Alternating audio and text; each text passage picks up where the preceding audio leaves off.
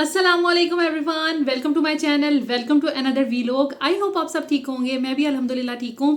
और आज की वीडियो मैंने स्पेशली शुरू की है यहाँ बैठकर, क्योंकि मैं आप सबका शुक्रिया अदा करना चाहती हूँ। आज नहीं, 2-3 दिन पहले ही हमारे चैनल पे 25 के सब्सक्राइबर्स हो चुके हैं, जिसके लिए मैं आप सबका बहुत बहुत शुक्रिया अदा करती हूँ। किसी भी कंटेंट क्रिएटर के लिए ये बहुत इंपॉर्टेंट होता है कि उसको वो एक माइलस्टोन अचीव कर ले। अभी हमारा 1 लाख सब्सक्राइबर होने में तकरीबन 75,000 अभी भी पड़े हुए हैं, लेकिन मेरे लिए एक आम सी लड़की के लिए ये 25,000 जो सब्सक्राइबर का सफ़र था वो बहुत ज़्यादा मुश्किल भी था और बहुत इम्पॉर्टेंट भी था। और आज जब मैं देखती हूँ कि अच्छा चले इतने ज़्यादा सब्सक्राइबर्स हो गए हैं, तो मुझे खुशी भी होती है कि मेरा काम आप लोगों को पसंद आया। और किसी भी वजह से आपने अगर चैनल को सब्सक्राइब किया है तो I am really very thankful. और मैंने सोचा कि पर्सनली आकर आप लोगों का शुक्रिया अदा किया जाए।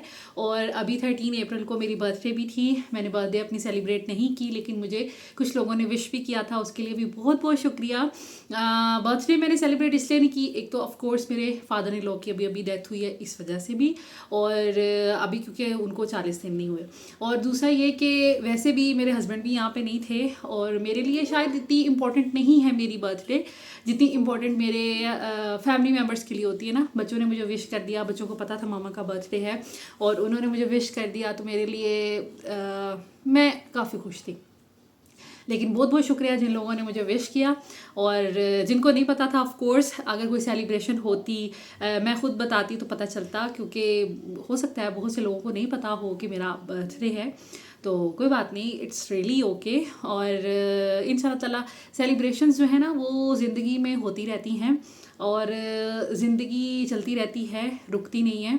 लेकिन जो खुशियों का मज़ा होता है ना वो अपनों के साथ होता है।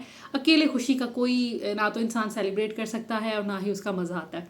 एनीवेज, अभी मैं कुछ ग्रोसरीज करके आई हूँ। मैंने बहुत ज़्यादा काम किए थे, मैंने पिछली वीडियो में आपके साथ शेयर किया था। ये उससे नेक्स्ट हम कंटिन्यू कर रहे हैं। मैंने ऊपर नीचे की सारी आज सफाइयाँ की, अच्छे से घर को नीट एंड क्लीन किया। उसके बाद मैंने शावर लिया है। अब मैं फ्रिज में जो भी कुछ पड़ा हुआ है कुछ ना कुछ खाऊंगी भूख लगी हुई है बहुत ज़्यादा। ग्रोसरी थोड़ी सी समेटूंगी जो लेके आई हूँ, और उसके बाद जो भी काम होंगे वो आपके साथ शेयर करूँगी। तो चलते हैं अपनी वीडियो की तरफ। आज की वीडियो बहुत इंपॉर्टेंट होगी उन तमाम माओं के लिए जिनकी छोटी बेटियां हैं, या वो लड़कियां जो अभी टीन एज में हैं, जिनकी शादी होने वाली, उन सब के लिए मैं उनके साथ अपना पॉइंट ऑफ व्यू शेयर करूंगी कि बच्चियों की तरबियत कैसे करनी चाहिए, और उनको घर के काम सिखाने चाहिए या नहीं सिखाने चाहिए। उसके साथ साथ मैं आपके साथ कुछ टिप्स किचन से रिलेटेड शेयर करूंगी। जो जो मैं काम करती जाऊंगी आपके साथ वो टिप मैं शेयर करती जाऊंगी, छोटा छोटा तरीका और सलीका। क्योंकि मेरी एक व्यूवर है, उन्होंने कहा था कि आपकी डेली रूटीन से ना आप थोड़ा बहुत कोई तरीका सलीका की बातें शेयर किया करें, ताकि हमें पता चल सके जो बिल्कुल हम लोगों ने कभी काम नहीं किया और हम अपना घर अब संभाल रहे हैं, तो हम किस तरीके से काम किया करें। वो भी आपके साथ शेयर करूँगी। मैं इससे पहले भी शेयर कर चुकी हूँ, लेकिन अभी मैं इसका सेकंड पार्ट आज शेयर करूँगी। और इंशाल्लाह ताला किचन से हटकर फिर हम घर की कामों की तरफ भी अपना ये वाला जो है पार्ट हम उसको शेयर करेंगे। लाइक छोटा छोटा तरीका सलीका जो घर के कामों से रिलेटेड होगा। ठीक है, तो यहाँ पर सबसे पहले तो मैं ब्रेकफास्ट बना रही हूँ, और ब्रेकफास्ट में हम लोग आज खाएंगे। मेरे पास दाल पड़ी हुई थी 2 दिन पहले की, तो मैंने सोचा चले इसको ख़त्म किया जाए, इसको वेस्ट तो करना नहीं है। तो दाल को मैंने गरम किया है। अच्छा, दाल जब भी गरम करें, या फिर जैसे भुना हुआ चिकन का मसाला टाइप खाना होता है, इस तरह की कोई चीज़ होती है ना, उसमें हल्का सा पानी ऐड कर दिया करें। यहाँ पर मैंने हल्का सा पानी ऐड किया है। आप ऑयल भी लाइक तड़का भी लगा सकते हैं। मेरे जो फादर इन लॉ थे, जब भी दाल उनको देते थे ना, हम तड़का लगा के देते थे, उससे भी दाल जो है ना स्मूथ बनती है। जब आप दाल को माइक्रोवेव में गर्म करते हैं ना, तो वो सारी उसकी जो मॉइस्चर होता है ना उड़ जाता है। तो मैं क्या करती हूँ, मैं फ्राइंग पैन में थोड़ा सा पानी डालती हूँ, दाल डालती हूँ, और उसके ऊपर मैं ना थोड़ा बटर या देसी घी रख देती हूँ। उससे क्या होता है, दाल में बटर और देसी घी भी ऐड हो जाता है। दूसरा ये कि बड़ी स्मूथ सी वो ना तैयार हो जाती है। तो यहाँ पर मैं वही काम कर रही थी। तो ये हमारी टिप नंबर 1 थी। इसको ज़रूर फॉलो करके देखिएगा, और आप देखिएगा कि दाल बहुत फ्रेश हो जाती है। उसके साथ ही साथ मैं यहाँ पर बना रही हूँ खाना। अच्छा, ये क्लिप जो है मैंने आपके साथ शेयर किया था, पीछे मैंने घर की क्लीनिंग की थी कल की वीडियो में। तो ये मैं उसके बाद मैंने शॉवर लिया, कपड़े चेंज किए, मैं कुछ सामान लेके आई, ग्रोसरी घर में नहीं थी, थोड़ी बहुत चीज़ें मिसिंग थी, वो लेकर आई और फिर मैं घर आकर खाना बनाने लगी। बच्चों को लगी हुई थी भूख और यहाँ पर मैं बना रही हूँ अपने लिए रोटी बनाऊँगी और बच्चों के लिए पराठा। कोशिश क्या करें बच्चों को पराठा दे दिया करें, बच्चों के लिए पराठा अच्छा चीज़ है, किसी भी टाइम बच्चे तो खा सकते हैं। दाल थी तो मैंने बच्चों से कहा कि मैं आपको पराठा बना दूँ, तो बच्चे कहते हैं कि जी हमें बना दें, तो फिर मैं उनके लिए पराठा बना रही हूँ। अच्छा, यहाँ पर रोटी मैं बना रही हूँ। अच्छा, मुझसे बहुत से लोग पूछते हैं, बहुत छोटी बच्चियाँ पूछती हैं, आप ये रोटी हमसे सही नहीं बनती, किस तरह बनाया जाए? तो अगर आप बिगिनर हैं तो कोशिश करें कि आटा जो है ना वो सख्त गूँदें, उसकी रोटी बनाएं। उसके बाद जब आप रोटी बना लें तो हमेशा रोटी को नैपकिन में रखें, ये तो हर कोई करता है। मेरे ससुराल में ये आदत थी, मैंने वहाँ से अडॉप्ट की कि हम लोग ना रोटी बना के हॉट पॉट में रख देते थे। हॉट पॉट में 4-5 घंटे रोटी जो है ना बिल्कुल गर्म और सॉफ्ट सी रहती है, बजाय इसके कि आप खुली लाइक किसी भी प्लेट या जो चंगेर टाइप होती है, छाबी जिसको बोलते हैं, उसमें रखें, वो तो फिर ख़राब हो जाती है। तो रोटी को इस तरह आप फोल्ड करके अगर स्लैब पे रखेंगे तो ये ज़्यादा टाइम नहीं निकालेगी, लेकिन अगर हॉट पॉट में रखेंगे तो वो तो बहुत नरम रहती है।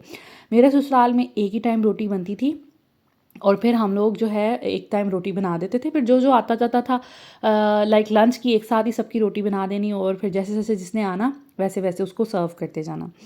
अच्छा, अब सूखी रोटी को तो आप नैपकिन में रख देते हैं। मैंने अक्सर नहीं, मैं कहूँगी मेजॉरिटी लोगों के घर देखा है, वो लोग पराठे भी ना नैपकिन्स में रखते हैं। पराठों को नैपकिन्स में बिल्कुल नहीं रखना चाहिए। एक तो पराठे से खुद कुछ स्मेल ऐसी आना शुरू हो जाती है, नैपकिन की भी, ठीक है।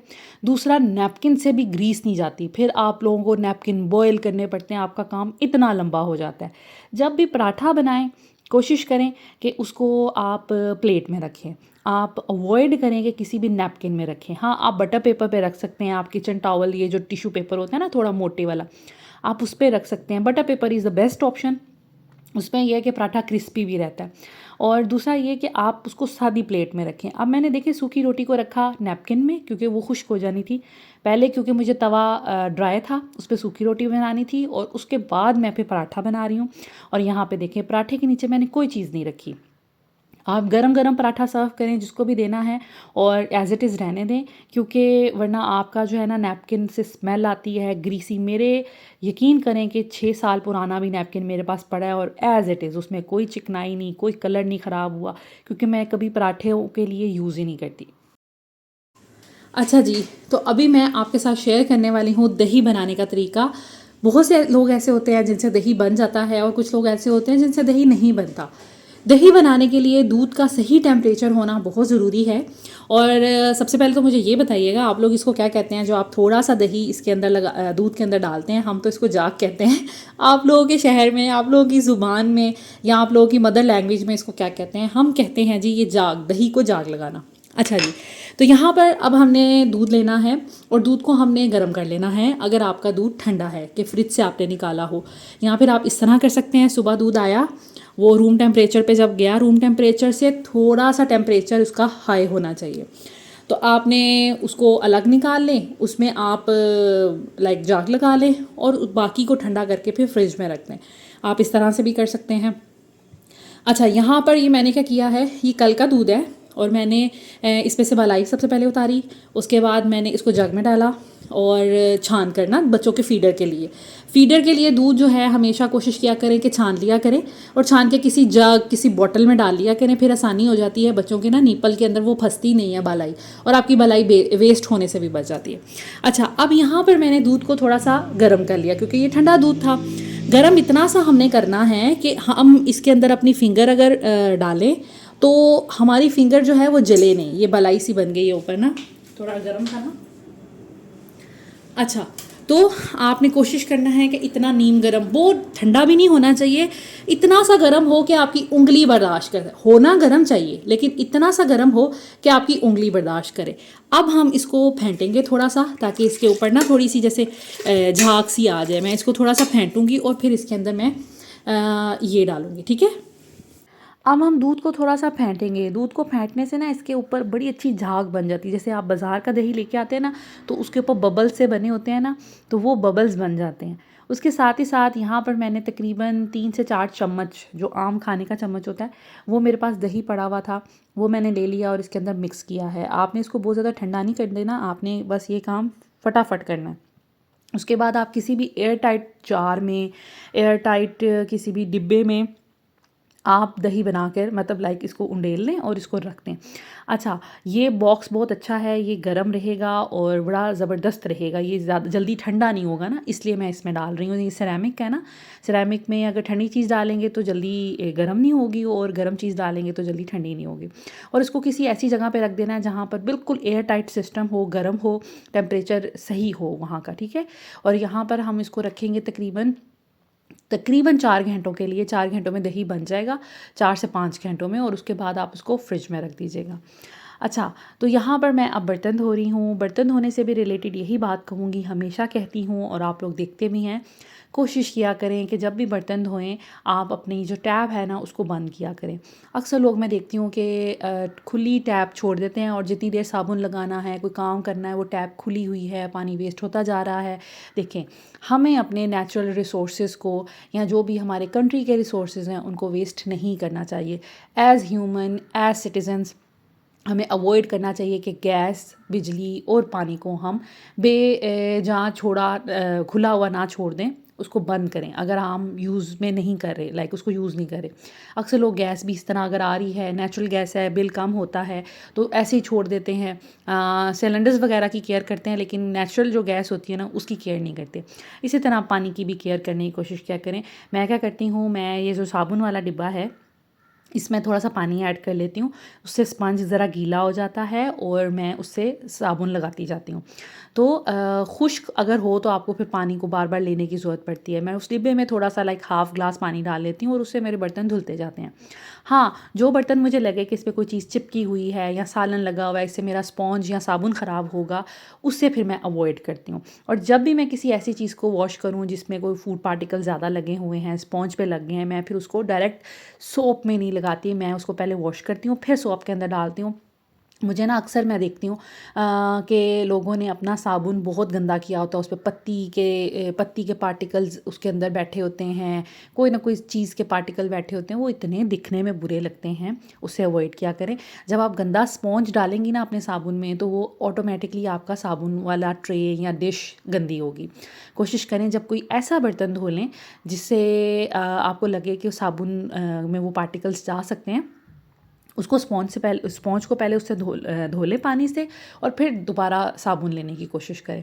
इससे ये होगा आपका सोप कभी भी गंदा नहीं होगा। और अगर हो भी जाता है, इन केस किसी तरीके से हो जाता है, आपको अभी टाइम लग रहा है ये प्रैक्टिस करने में, तो आप जब सारे बर्तन धो लें तो एक दफ़ा अपने सोप को लाइक थोड़ा सा वो जिसमें भी सोप है, कोई भी जो डिश है या बॉल है, उसको एक दफ़ा साफ़ कर लें पानी से।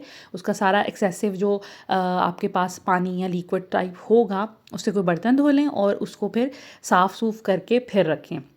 इससे ये कि जब भी कोई आपके घर आएगा या अगर किसी होता है ना कि मल्टीपल लोग किचन यूज़ कर रहे होते हैं, जब वो करेगा तो उसको एक घिन सी नहीं आएगी, उसको बुरा नहीं लगेगा। तो ये ज़रूर प्रैक्टिस किया करें। जब भी बर्तन आपने धोने हैं उसके आगे, अपने स्लैब के आगे ज़रूर कपड़ा रख लिया करें। इससे क्या होता है, आपके कपड़े ज़्यादा गीले होने से बच जाते हैं, क्योंकि छींटे पानी की ना उस कपड़े में जज़्ब हो जाती हैं। और आपने देखा होगा जब भी मैं बर्तन धोती हूँ तो मैं थोड़ी थोड़ी देर बाद ना उस कपड़े को भी निचोड़ती रहती हूँ, क्योंकि ज़ाहिर बात है उस पर मैं सारा काम कर रही होती हूँ तो वो काफ़ी गीला हो जाता है। तो फिर तकरीबन बर्तन धोते हुए 2 से 3 दफ़ा तो मैं उसको थोड़ा सा निथार के और उसको स्क्वीज़ करके फिर उधर ही रख लेती हूँ। ये काम कर लिया करें। उसके साथ ही साथ आप यहाँ पर ये देखें, मैंने स्टोव भी आज साफ़ करना था, गंदा हो रहा था। स्टोव इस तरह है कि इसको डेली थोड़ा सा ना वाइप करने की ज़रूरत पड़ती है, और सिंपल अगर आप कपड़े से वाइप करेंगे तो ये कभी भी अच्छा नहीं होगा। आपको चाहिए कि इसको थोड़ा बहुत जो भी आपका सोप है उससे साफ़ कर लें, क्योंकि चिकनाई वाली जो छींटें होती हैं जब आप इस कपड़े से साफ़ करेंगे ये कपड़ा ग्रीसी हो जाएगा। और उससे बेहतर ये है कि आप जो है ना वो इसको सोप से साफ़ करें। अब यहाँ पर मल्टीटास्किंग करते हुए मेरे थोड़े से किचन में बर्तन रह गए थे, तो यहाँ पर मैं दूध को भी साथ ही साथ बॉयल कर लूँगी। मीनवाइल जो मेरे बर्तन रह गए मैं उनको धो लूँगी। अब यहाँ पर हम बात करेंगे बच्चियों की तरबियत की। तो देखें, हर इंसान का परसेप्शन दूसरे से डिफरेंट हो सकता है। ऐसा नहीं है कि आप मेरी बात से एग्री करें या ऐसा भी नहीं है कि टोटली डिसएग्री करें। तो ये आपकी पर्सनल चॉइस है, आप किस तरह किसी चीज़ के बारे में सोचते हैं। मुझे ज़रूर कमेंट में बताइएगा कि आप इस टॉपिक के बारे में क्या सोचते हैं। As a mother, as a housewife या एज़ अ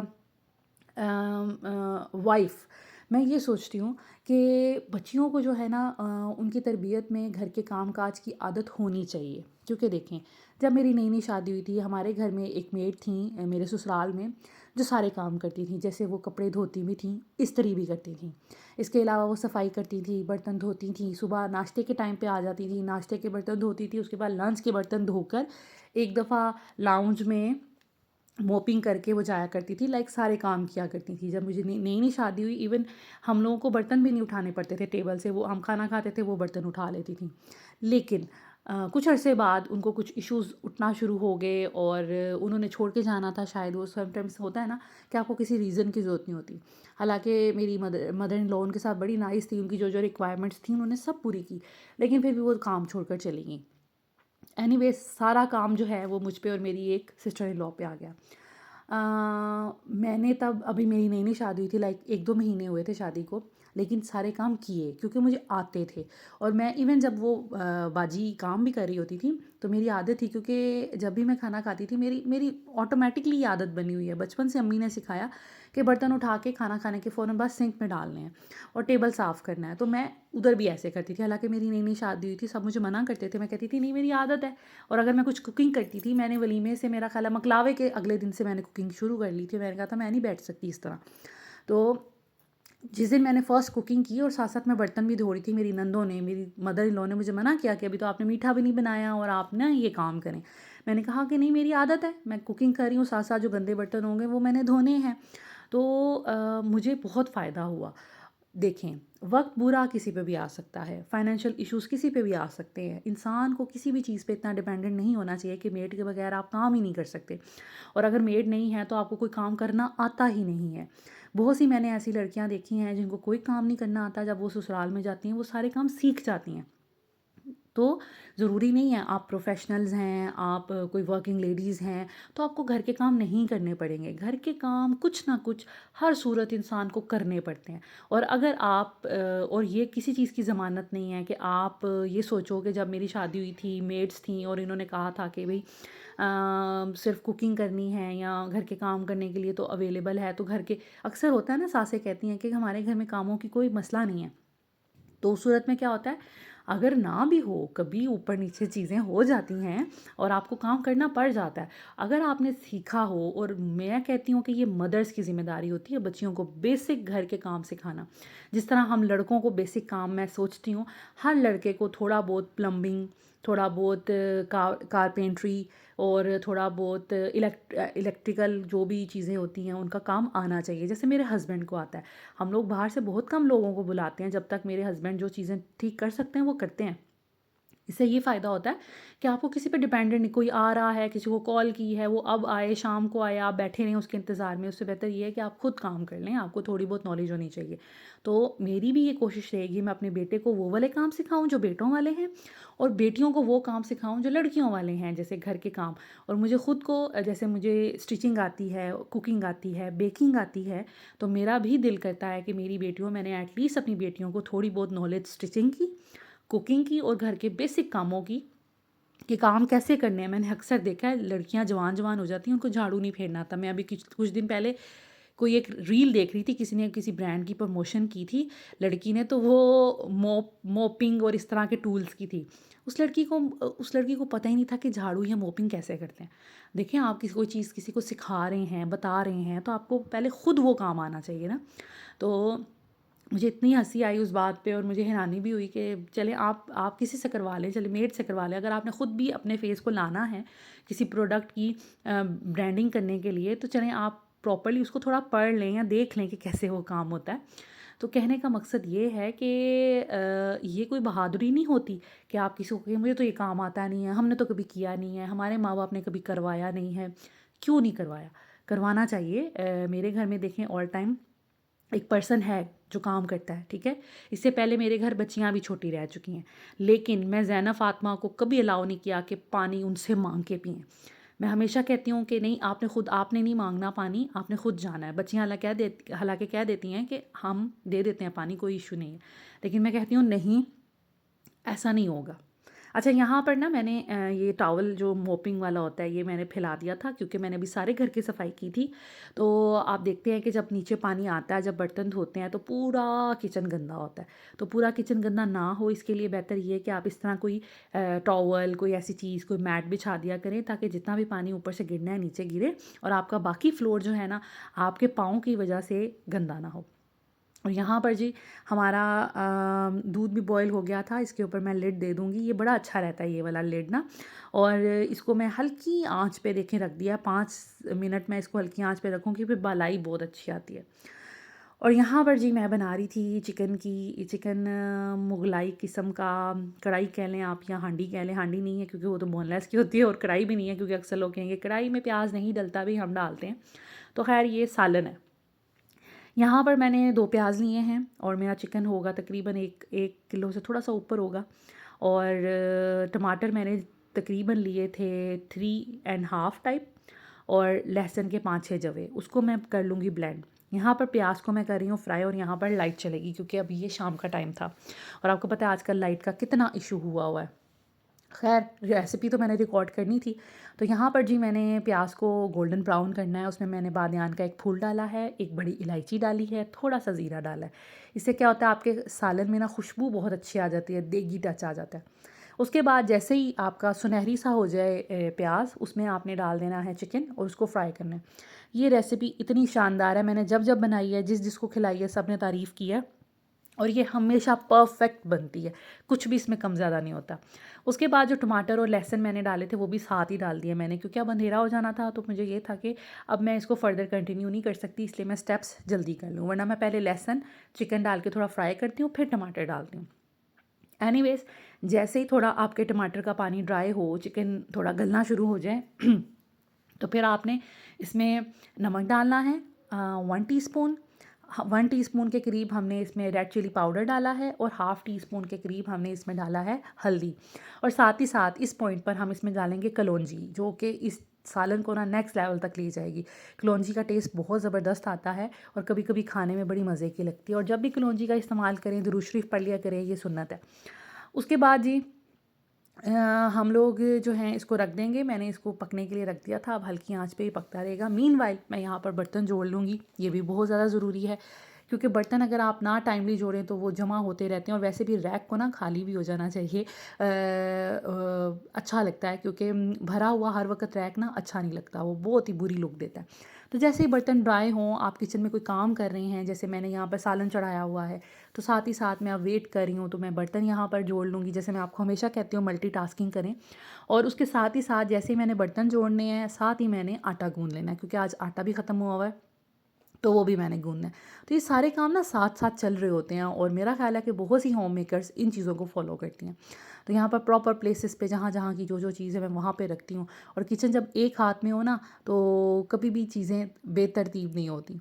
यहाँ पर जी हमारा जो अब टमाटर थे वो सारे ड्राई हो गए हैं, मसाला जो है भुन चुका है, और मसाला जो है ना जज़्ब हो चुका है इसके अंदर ना। मैं इसीलिए जब थोड़ा थोड़ा पानी होता है ना, तब मसाले डालती हूँ, ताकि क्योंकि मसाले डालने के बाद फिर पानी बहुत जल्दी जज़्ब हो जाता है। उसके साथ मैंने अब डाला है यहाँ पे 2 बड़े चम्मच, आपने देखा होगा जो सर्विंग स्पून होते हैं दही के, और इसको मैं मिक्स कर लूँगी। दही जब भी यूज़ करें फेंट कर करें, ये फेंटा ही हुआ ही था, तो इसमें क्लॉट्स नहीं थे।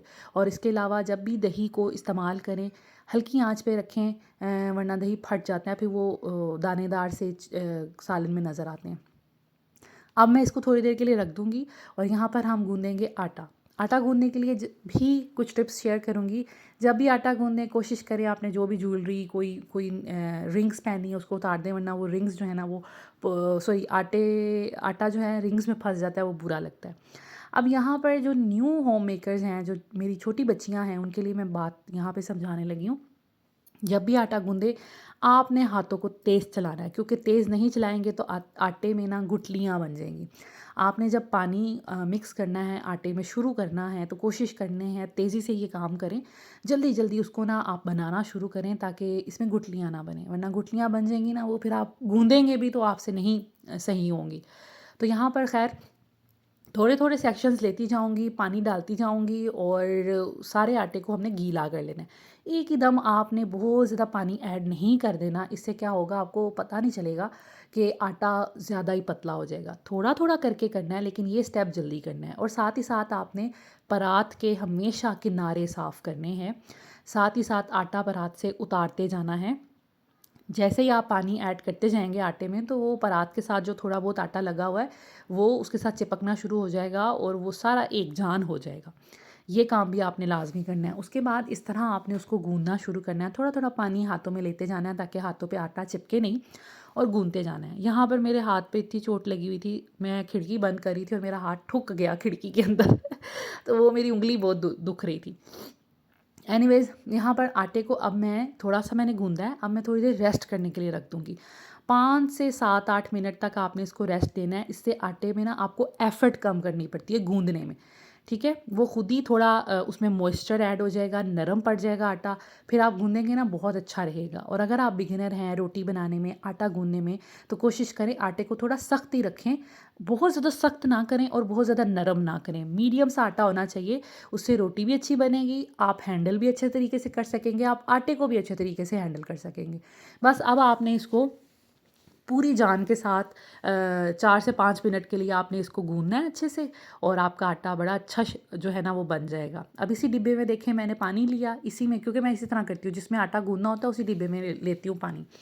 अब इसको हमने बचाना है, ऊपर जो एक सख्त सी लेयर बन जाती है ना, अगर आप इस तरह ऑयल लगा देंगे सख्त लेयर नहीं बनेगी। वैसे भी आप अगर इस तरह के एयर टाइट बॉक्स में रखेंगे तो लेयर्स नहीं बनती, मेरे तो नहीं बनती, कभी भी आटे में नहीं बनती, लेकिन कुछ लोगों के बन जाती है। तो वो लोग थोड़ा सा ऊपर ऑयल लगा लिया करें, इससे ये कि आपका आटा सख्त होने से बच जाएगा। उसके बाद देखिए जो मैंने नीचे कपड़ा रखा था इसलिए रखा था, इससे परात जो है ना ज़्यादा हिलती नहीं है, वरना स्लिप होती जाती है तो आप तंग होते हैं। और उसी से मैंने स्लैब भी साफ़ कर ली। देखिए अब 1-2 स्टेप्स किए हैं, उसी से हम लोगों ने क्या करना है, काम को क्विकली भी करना है, नीटली भी करना है और अच्छे तरीके से भी करना है। परात को फ़ौरन धोएं। मैं जितनी मर्ज़ी बिज़ी हूँ, जब भी मैं आटा गूंथती हूँ ना फ़ौरन परात धोती हूँ, वरना आटा जब इसके ऊपर सख्त होके चिपक जाता है, अकड़ जाता है, फिर आप जितना मर्ज़ी उसको रगड़ें, फिर आपकी परात भी ख़राब होती है। तो जैसे ही आटा गूंदे फ़ौरन से फ़ौरन आप कोशिश करें कि अपने परात को वॉश कर लें। और सेम केस है आपके ब्लेंडर के साथ। अब मैंने सालन बनाने के लिए टमाटर की प्यूरी बनाई थी, तो ब्लेंडर को ना मैंने, अगर आप बिज़ी हैं तो आप एटलीस्ट उसको हंगाल लें, क्योंकि जो भी पार्टिकल्स लगे होंगे ना फिर आपके उसमें जम जाएंगे, फिर आप उसको रगड़ेंगे तो आपके ब्लेंडर का प्लास्टिक ख़राब होगा, उसमें लाइनें पड़ जाएंगी। तो मैं क्या करती हूँ, मैं थोड़ा सा उसको रिंस करके रख देती हूँ, या फिर कोशिश मेरी यही होती है कि फ़ौरन से फ़ौरन एटलीस्ट ब्लेंडर को मैं धो दूँ या चॉपर को। अगर मैं बिज़ी हूँ तो फिर मैं उसमें पानी या तो डाल के रख देती हूँ, यहाँ पे उसको रिंस करके रख देती हूँ, उसमें पार्टिकल सारे निकल जाते हैं और फिर हम उसको फर्दर फिर साबुन से साफ़ कर देते हैं। तो ये भी एक बड़ी इंपॉर्टेंट टिप है। खैर यहाँ पर अब हमारा सालन तैयार हो गया था ऑलमोस्ट। अब लास्ट हमने कुछ स्टेप्स करने हैं, उससे पहले मैं हल्की सी इसकी भुनाई करूँगी तेज़ आंच पर, ताकि जितने भी प्याज टमाटर थोड़ी बहुत कसर रह गई है ना वो निकल जाए। और यहाँ पर अब इस पॉइंट पर हरी मिर्चें डालूँगी, इससे बड़ा प्यारा अरोमा आता है। उसके बाद अब आपने देखा होगा बिल्कुल ड्राई सा हो गया सालन, हल्का हल्का उसमें मॉइस्चर अभी है क्योंकि मैंने प्याज टमाटर ज़रा ज़्यादा डाले थे। इस पॉइंट पर कसूरी मेथी ऐड करनी है, इसने आपके सालन को ना बिल्कुल रेस्टोरेंट वाला स्टाइल दे देना है। और साथ में आपने क्रीम ऐड करनी है। क्रीम इसका इंग्रेडिएंट स्पेशल इंग्रेडिएंट्स है, ये भूलना नहीं है आपने। क्रीम, कलौंजी और कसूरी मेथी, ये इस कढ़ाई में जाएंगे। बाकी तो वही सालन है जो हम आम घर में चिकन का बनाते हैं, बस आप उसमें कसूरी मेथी कलौंजी और क्रीम ऐड कर देंगे तो उसका टोटली टेस्ट ही डिफरेंट हो जाएगा। एंड पे मैंने डाला इसमें गरम मसाला, अगर आपके पास धनिया है तो धनिया डाल लें, मेरे पास नहीं था तो फिर मैंने उसी के बगैर ही गुजारा किया। तो यहाँ पर जी हमारा जो सालन है वो बड़ा ज़बरदस्त तैयार हो गया है। आप इस सालन का कलर चेक करें, इसका टेक्सचर चेक करें। इसका टेक्सचर इतना स्मूथ बनती है, लाइक इसकी जो मसाला है ना, बहुत स्मूथ सा, बड़ा मज़े का क्रीमी सा बनता है। रेसिपी को ज़रूर ट्राई कीजिएगा, इंशाल्लाह ताला आपको मेरी ये रेसिपी भी लाजमी अच्छी लगेगी। उसके बाद यहाँ पर हमारा दही भी बन गया था। मैंने इसको 4 घंटों के लिए अवन के अंदर ही रखा था, जैसे मैंने आपके साथ शेयर किया। उसके बाद आपने इसको रख लेना है फ्रिज में, ताकि ये अच्छे से सेट हो जाए, ठीक है। और बड़ा ज़बरदस्त हमारा बन गया था। बस आपने मेक श्योर करना है कि दूध जो है वो बहुत ज़्यादा गर्म नहीं लेना और बहुत नॉर्मल सा भी नहीं लेना, बस हल्का सा गर्म होना चाहिए। और उसके अंदर फिर आप अच्छी क्वांटिटी में दही की जाग लगाएंगे और ये देखें कितना ज़बरदस्त बना है। इसका टेस्ट भी बहुत अच्छा बना था और मैंने बड़ा इंजॉय किया। मैंने काफ़ी अर्से बाद दही जो है घर में बनाया था, और रमज़ान में भी मैं सोचती रही कि मैं घर में बनाऊँ, लेकिन मैंने घर में बनाया नहीं। और बच्चों ने इतने शौक़ से खाया ब्रेकफास्ट में, और इसके अलावा फिर लस्सी मैं बना के 2 दफ़ा मैंने बच्चों को दी है, तो बड़ा अच्छा रहा। और वैसे भी आप जब खुद कोई काम करते हैं ना, तो उसका मज़ा ही और होता है। So this is it, this is all about today's video. I hope आज की वीडियो आपको अच्छी लगी होगी। अगर अच्छी लगे तो प्लीज़ लाइक एंड शेयर कर दीजिएगा, चैनल को सब्सक्राइब कर दें, बेल आइकन प्रेस कर दें, ताकि आपको हर नई आने वाली वीडियो की नोटिफिकेशन मिल सके। Thank you so much for watching, take care, अल्लाह हाफिज़।